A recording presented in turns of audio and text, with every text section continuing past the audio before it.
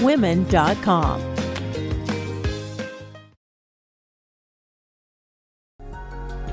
Hi, I'm Gwenem Carsley, transformational body, sex, and soul coach. Skin and Soul is... Welcome to the Becoming You Show, where limits get torched and possibility takes the mic. I'm Leah Rowling, human in permanent beta, neurostrategist, mom to 3 amazing humans, married to 1 legendary soul, and your no fluff permission slip to stop waiting.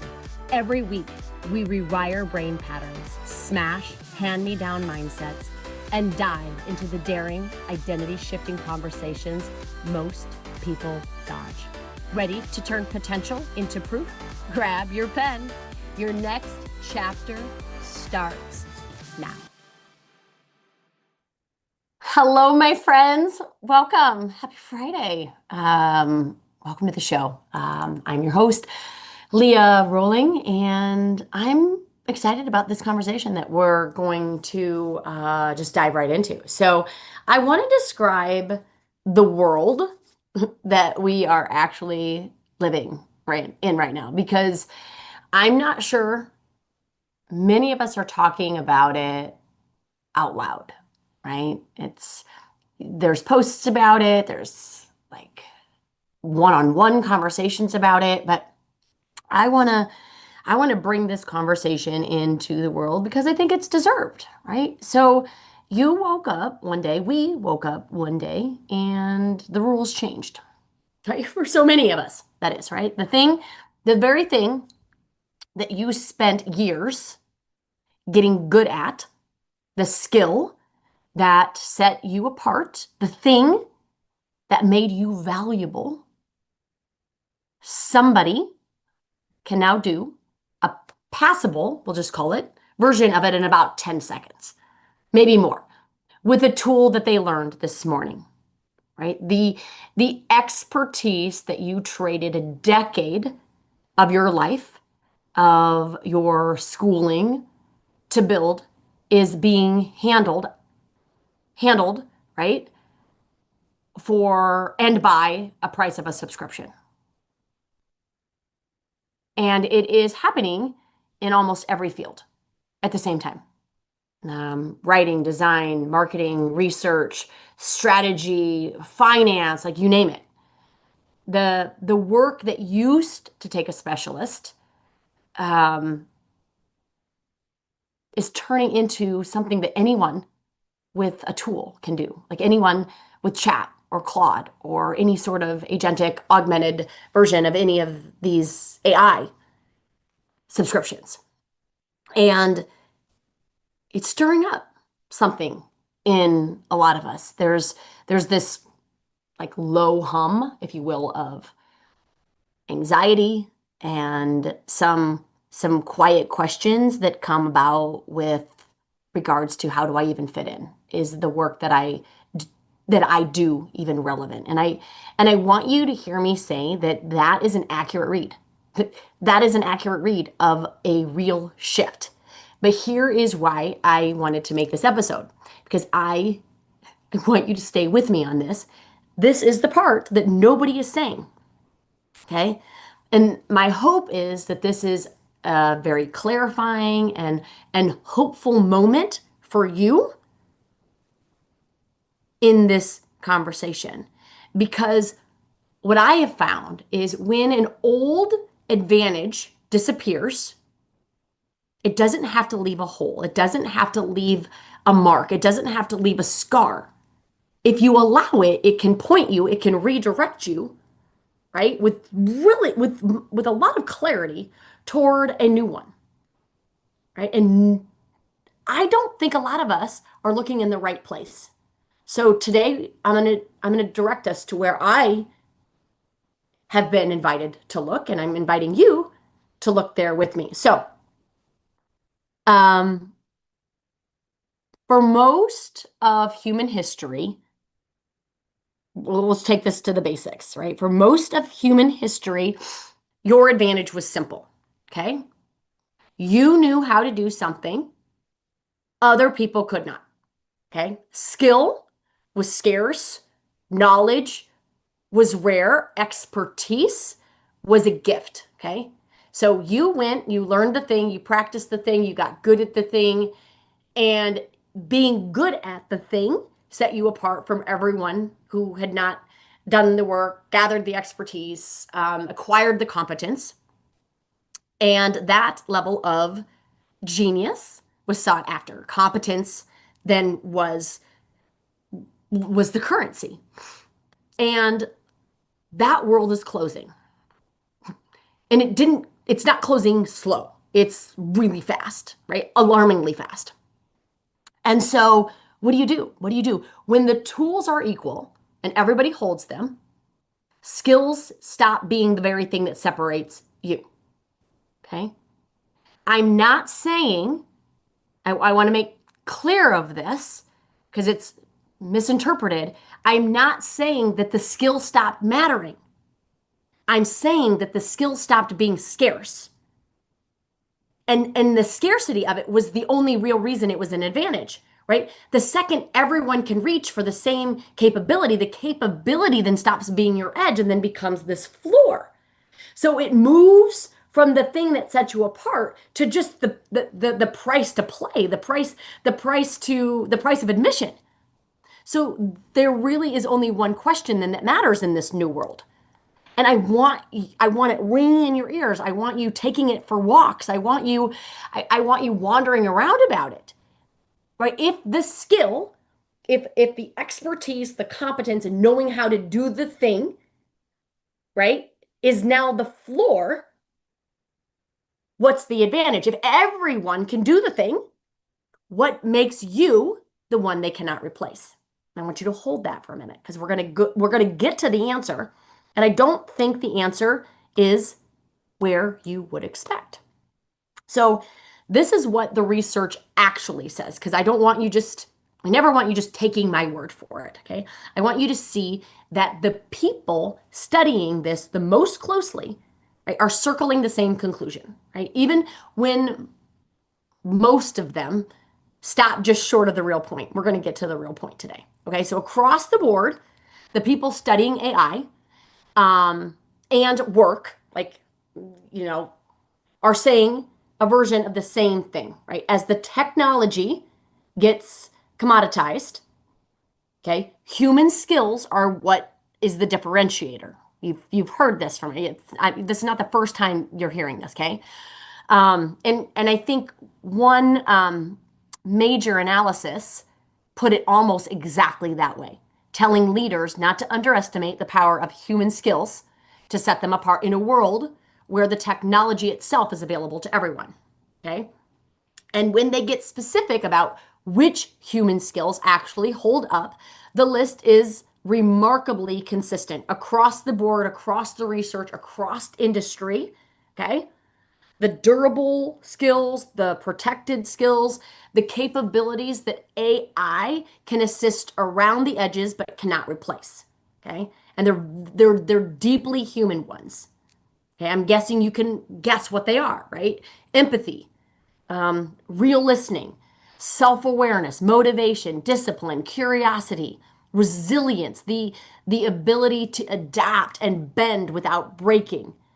Leadership, of course, right? The capacity to move and align other people. And the research keeps saying, right, these capabilities depend on human relationships and on lived experiences, on that level of emotional intelligence and attunement, and those are exactly the things that a machine cannot reach. Okay? The most current employment data is not showing some mass replacement event. In some industries, yes. But if we were to look at all of them, all of the industries, there's not this mass exodus of people being replaced and let go. Okay? The real bottleneck is not too few jobs.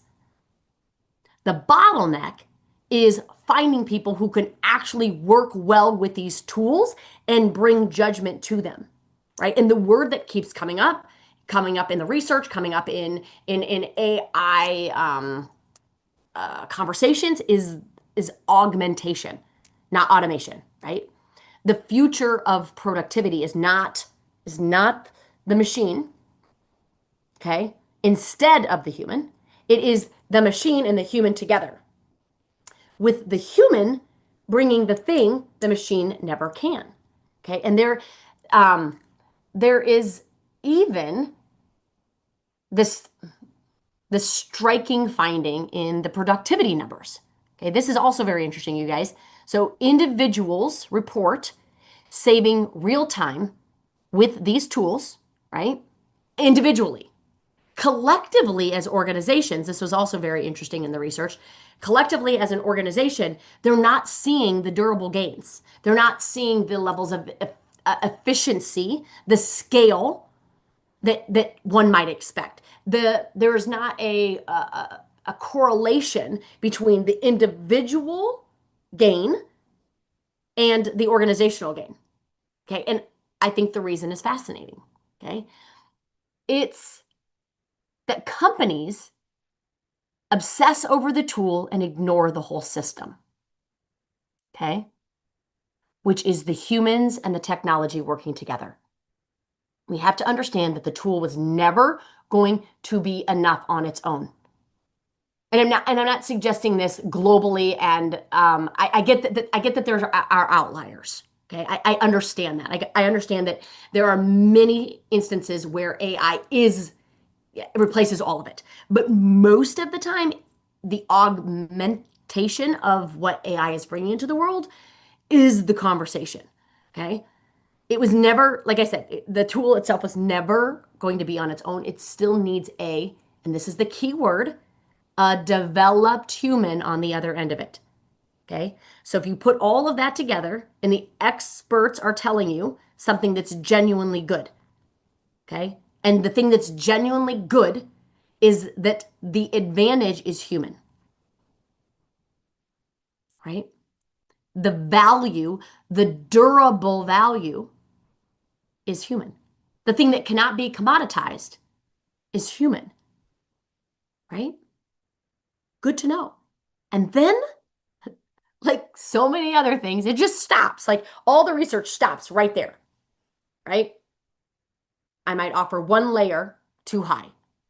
And that one layer, in that one layer, they skip the whole point of what this episode is going to be. So I want you to look again, and let's revisit again the durable human skills, the one that I offered up early on, the ones that probably were at one point in time called the soft skills of leadership. Okay, empathy, self-awareness, resilience, motivation, discipline, leadership. Everyone is now telling you to go double down on those. Build your human skills, build your soft skills, build your emotional intelligence. And that is not wrong. I'm not here to say that it's wrong, but I want you to notice something that almost no one is naming. Every single one of those is an output. Every one of them is the outcome of something deeper. No one's talking about what's upstream from that. No one's talking about the root. So this is what I mean. Let's talk about empathy. You cannot, as we humans, cannot offer steady empathy to another human, to a situation, to a circumstance, to an event. We can't bring in empathy to a team meeting from an ungoverned inner world, right? So the second that you are dysregulated, reactive, defended, offended, annoyed, right? Your empathy collapses into self-protection, self-preservation, right? And then you can't feel anyone but yourself. So empathy is not really the skill. Do you see that? It's not. Self-governance is the skill, right? And empathy is what it produces. Self-awareness. Let's talk about that as a skill. You cannot be aware of yourself if you are avoiding yourself. Right? Real self-awareness takes a willingness to look at the things that you would rather not look at. Okay? That is inner capacity. That is what is in question. Resilience. You see how all of the skills that we're being asked to develop are downstream from something much deeper? Resilience. That's another a soft skill that organizations are now just thinking that might be a really plausible thing to train on. We treat resilience as if it's a personality trait that a few people are lucky enough to have. Yeah, she's really resilient. Okay, it's not. Resilience is just what our ability to be self-governed looks like under load. It's what happens when you have built the ability to hold yourself steady when the pressure is on. And leadership, the one that I talk about the most all the time, you cannot lead other people from a self that you have not learned how to lead. So leadership of others is always downstream of leadership of self every single time. And so this is where the analysts and the researchers and all the conversations on Reddit around AI, they keep walking right up to this point and then they miss. The durable human skills everyone is racing toward are all sitting on top of one foundation that no one is naming. And that is your relationship with yourself and your ability to govern your inner world. Right? So, in a world where AI commoditizes skill, where everyone holds the same tools, where competence becomes the floor, I want you to see that your disadvantage did not move, did not disappear. Rather, it did not go away. It did not get replaced. It moved. It moved. It moved from outside of you to you. Right? To you. You are the advantage. You are the advantage. That's the whole podcast. It moved to the exact place that no machine can reach, no person can copy. It moved to who you are when the tools are all equal. It's no longer what you can do or not do. Everyone can do now. It moved to who are you? Who are you? The steadiness that you carry into a room, the clarity that you hold when everyone else is spinning, the way that you feel calmer and more capable by just being near you. Your judgment, your presence, your heart, your capacity to govern yourself, right? So that you can actually offer the empathy, the resilience, the discipline, the leadership, the ownership, the accountability that this new world is suddenly willing to now all of a sudden pay a premium for, right? That you is the one thing that cannot be downloaded. It cannot be prompted. It cannot be automated or copied or outsourced or subscribed to or handed out with a login. Like you are the last truly scarce thing there is. Have you ever thought about it like that? What? You are the last truly scarce thing there is. And if you're still with me on this, this is where I'm going to push back a bit. Okay? Because if that is true and I'm suggesting that it is, okay? Why aren't we building it? Why aren't we building it? Meaning, where are your resources going? Are your resources going still out or are they going in? Are you investing in resourcing yourself? Are you are you thinking about deliberately and intentionally investing in the build of you? Right? Think about what everybody is doing right now. Most are in a frantic race to learn the new tools, right? Which tool, which prompt, which platform, which workflow, like which version of Claude, which version of chat. Should I upgrade? Should I not upgrade? Should I do the pro version? Like what are the inputs? Like what do I need to mimic in order to get the output that I want? Right?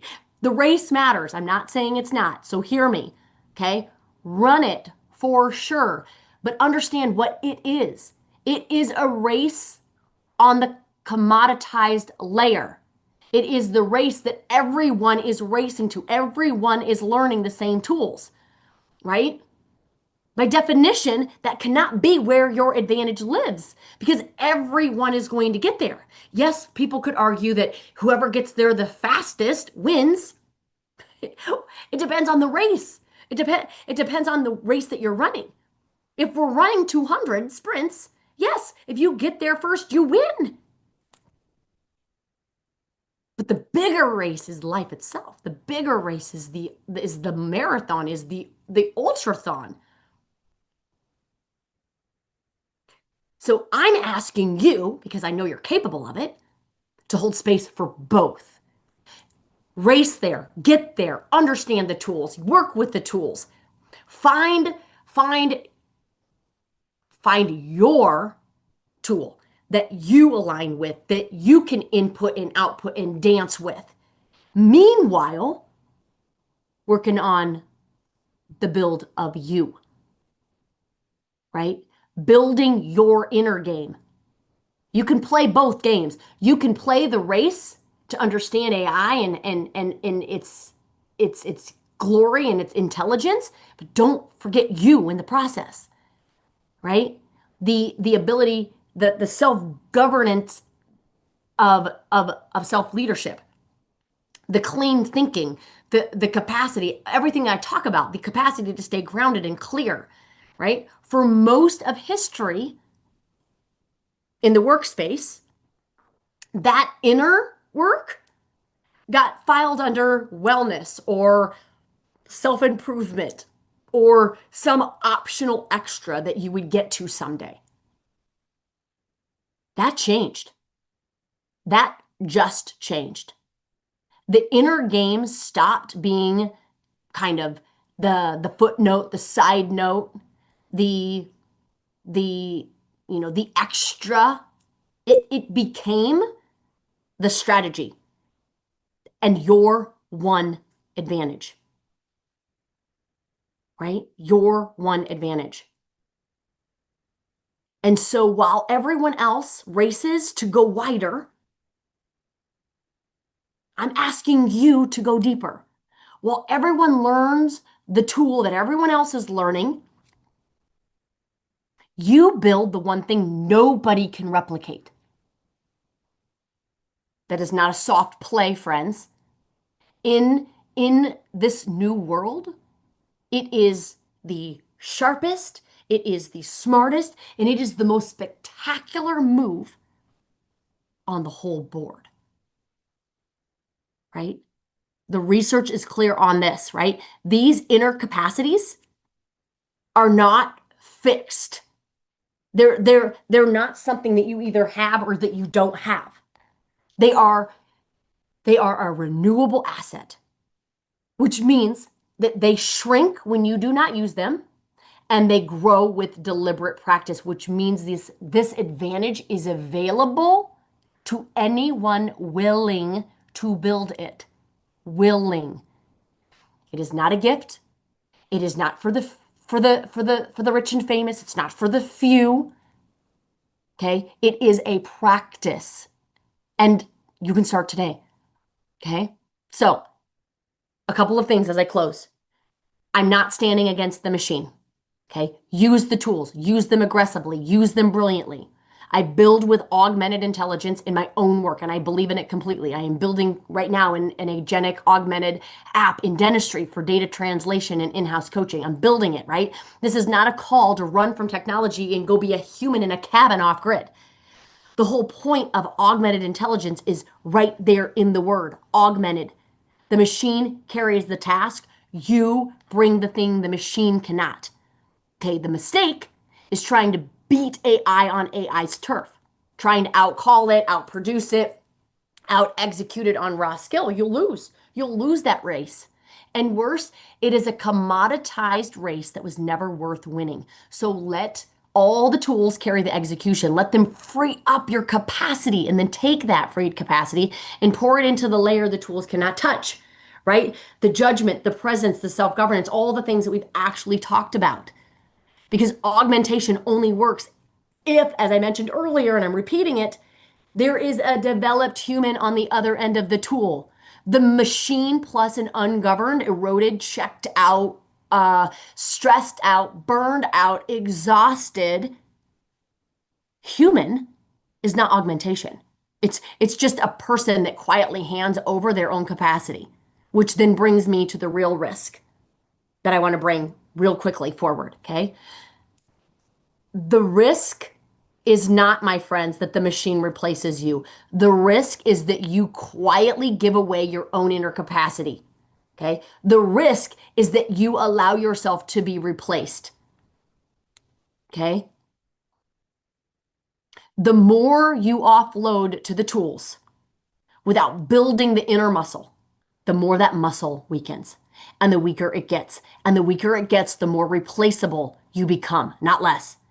The people who will lose in this new world are not the ones who refuse to use AI.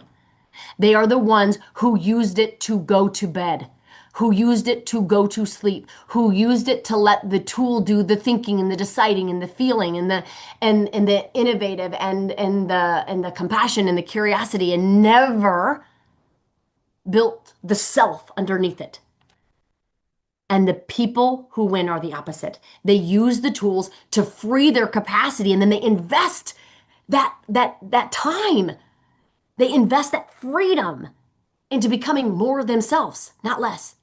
More present, more steady, more clear, more impossible to replace. Right? So this is not the era that makes you obsolete. This is the era that finally invites you into more of who you are, you, right? And the inner work, the most valuable work is there, right? For your entire life, the world rewarded the outer game. What you could do, what you could produce, what you knew, what you could perform. And it treated the inner game, as I mentioned, right? The who you are, the self-agency, the governance, the depth, right? As optional, a luxury. And that just flipped completely. In a world where everyone can do, the thing you are underneath what you can do is now the most valuable thing about you, right? The work, I like to think about it this way too. The work on yourself that nobody was paying you for is suddenly the work that sets you apart from everyone holding the same tools. So you did not lose your advantage. The world just finally told you where it was hiding the whole time. It was never the skill. It was always you. You are the advantage, and you are the one place you have always had full access to. You always were, right? So this, beautiful friends, is not a scary time. This is a sacred time. This is a sacred time. This is our opportunity to be more human. And I believe full-heartedly that this has always been the goal, right? So here's what I want to put in front of you today, because it's exactly where my people and I are living this whole month within Inner Lab. If you're not in there with us, I am asking you to check it out. I'm asking you to participate, to join, to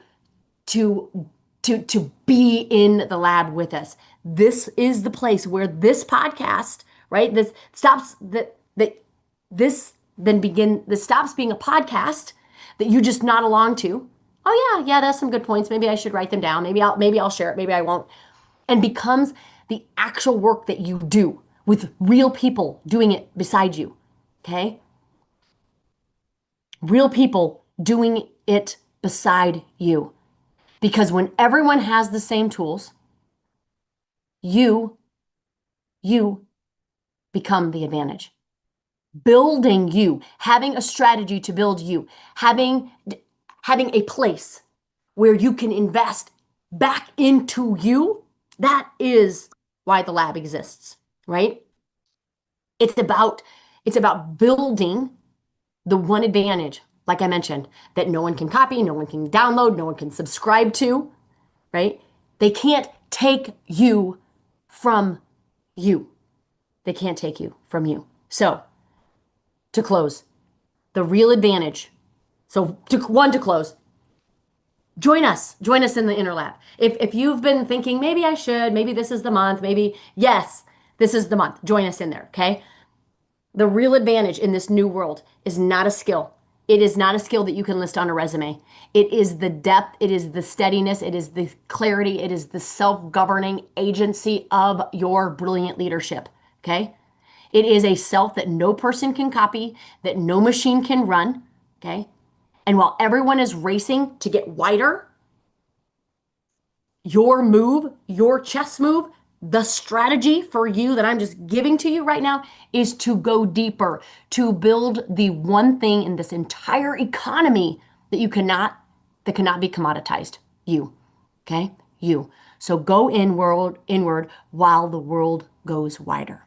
You are the one advantage. And if there is somebody that needs to hear that they are the advantage in their life, that they are the asset, that they are the biggest gift they can bring not only to life itself, their own life itself, but to the ecosystem around them, to their mission, to their passion, to their legacy, you are it. So share it with those that maybe need reminding that they are this advantage. And come back to this if you ever need reminding of it for yourself. So until next time, my friends, have a beautiful one, and we will talk then. Take care. Bye-bye. If this episode cracked something open, good. Let it. And then head to leaharollingcoaching.com and grab the tools to rewire the story and reclaim your future. It is yours. And then share this with someone who's still waiting to be chosen, still waiting for permission, and remind them they don't need a breakthrough, that they are the breakthrough. Until next time, my beautiful friends, invest in you and keep becoming.